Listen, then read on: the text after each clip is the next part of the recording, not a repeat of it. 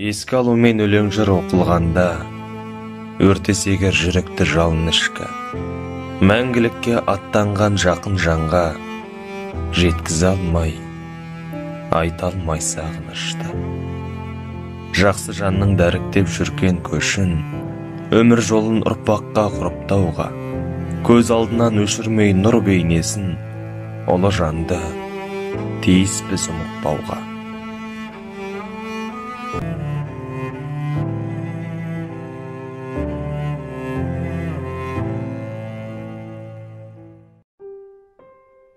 Қамбайып сырттай жүргенмен, жабықтым іште езіліп. Балаша мәз боп күлгенмен, қайғыны жүрмін сезініп. Әкесіз күндер зулауда, бұл күндер маған тамұқтай. Көңілдің гүлі қурауда, жүремін қалай қамықпай. Сағыныш серік жаныма, көңілге медеу жырларым. Бастағы бақты тағыда, уақыты қалай ұрладың.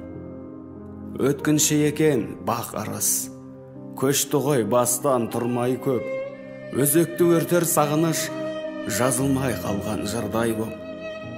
Пәниде Алла пендені сынайды екен мұң артып. Әкенің таудай мендегі бейнесі қалды мұнартып. Үмітсіз, ойсыз жүредім, иманға енді бағындым. Сыздайды құрғыр жүрегім, әкешім, сені сағындым. Әке, сені ажал ерте тауыптау, сезем, ол жақ бұл дүниеден жарықтау. Сен кеткенде мен түгілі күмілжіп, таулардағы аласарып қалыптау. Көзімде жас, жүрегімде сағыныш, сағынышты құстар көкке алып ұш. Әке, сенсіз өткен ғұмыр тіршілік, енді маған мағынасыз сабылыс. Қайран арман, көкте қанат жайғанды, енді міне бір қазыққа байланды. Сен кеткелі төңкеріліп дүние, көктем күзге жазым қысқа айналды. Әкем менің айбын дедің, асқар ең, бауырыңа алды сені басқа әлем. Ұлдарыңды желбіретіп жалаудай, қыздарыңа құшағыңды ашқан ең. Жаның көкте мекен етті аспанды, сен іздеген көңілдерден жастанды. Сағыныш пен өкініші астасқан, әке, сенсіз күндер енді басталды.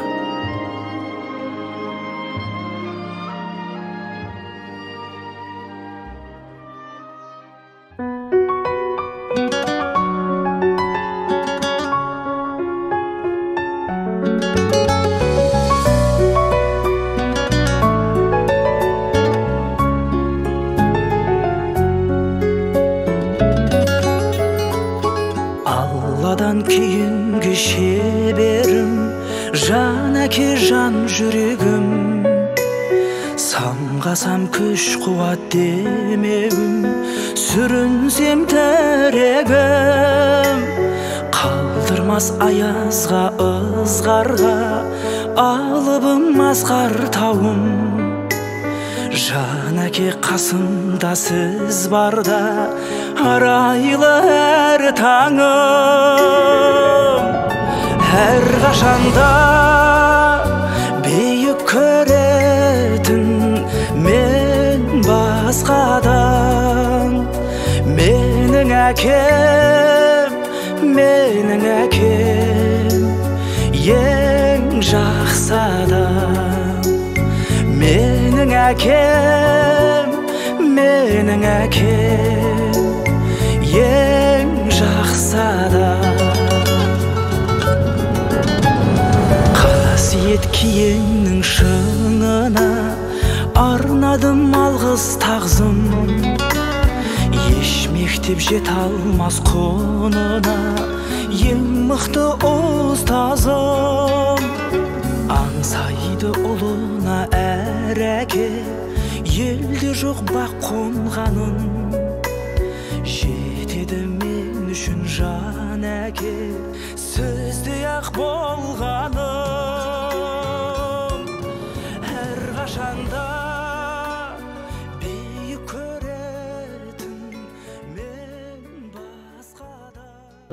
ағайын, осы асқа қатысушы жандар, кеше ғана қасымызда жүрген әріптесіміз Шәмшімізден айырылғанымызға 1 жылдың жүзі болып қалыпты. Сенің бұған өте қиын әрине, амал қанша. Алланың ісі деп қабылдап, иманды бол Шәке бауырым. Інім деп бүгін тағы бір Құран шығарамыз. Жан-жары Қаракөзге, бала шағасына, бауыр туысқандарына көңіл айтамыз. Артың жақсылығын тілейік, достар. Шәмшінің әріптесім мен үшін жаратылысы бөлектің үлгісі, жігіттіктің шынайы көрінісі, қатарластарынан оза туған нағыз полиция қызметкері болатын. Мұны саналы ғұмыры, ақыл ойы, өзі бар ынта жігерін салған Ішкі істер министрлігінің академиясындағы жемісті қызметі үлкен күшімен қарым-қатынасы әбден толық дәлелдеді. Тек қана үлкенге, басшыға емес, өзіне сенім артқан барша жұрттың, әрине бірінші кезеңде семьясының, осы дастархан үстінде көпшілігіңіздің Шәмшісі бола білді. Дос жолдастары, әріптестері де өте қадір тұтқан осындай ініме, әріптесіме, белгілі полиция офицеріне жатқан жерің жайлы, топырағың торқа болсын деймін. Осылай өмірді есімізде қаласың Шәмші айналайын. Қош бауырым, інім. Қаракөз, сен мықтысың, беліңді мықтап буып, Шәмшінің туын биік ұста. Ұстайсың да, оған біз кәміл сенеміз. Бір себептермен Алматыда болмайтындықтан осылайша көңіл айтуға тура келіп тұр. Енді жақсы күндерде кездесуге Алла нәсіп етсін. Әумин.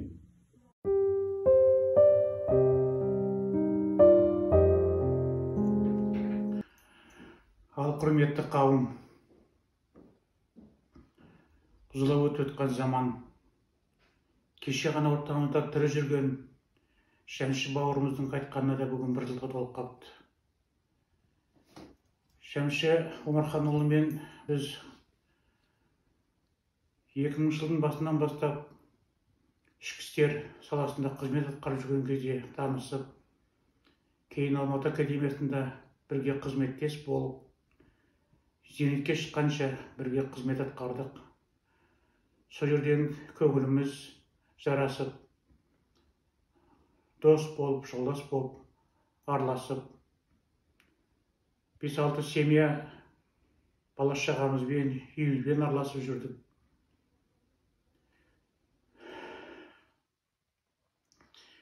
Шәмші адал дос, асыл жар, ардақты әке болды. Достарына мүткісіз, әрқашанда әркімнің көңілін табатын, екінің бірінің қолынан келе бермейтін асыл қасиеттері бар еді.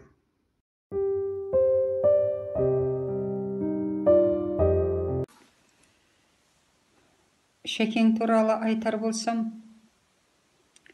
Шәкең керемет жан еді Шәмші. Атына заты сай. Осы қысқа өмірде жұлдыздай жарқ етті де жоқ болды. Өте мейірімді, сабырлы, ақылды, адал жар, мейірімді әке. Үлкенге үлгілі, кішіге ізетті жан бола білді. Туған туысқанға мейірімін, шапағатын шашып тұратын. Тектілігін білдіретін, текті жерден шыққан Шәкең.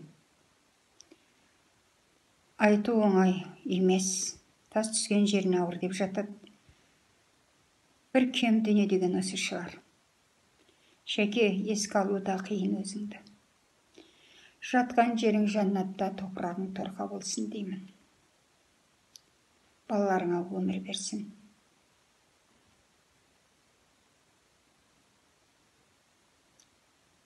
Айту қиын.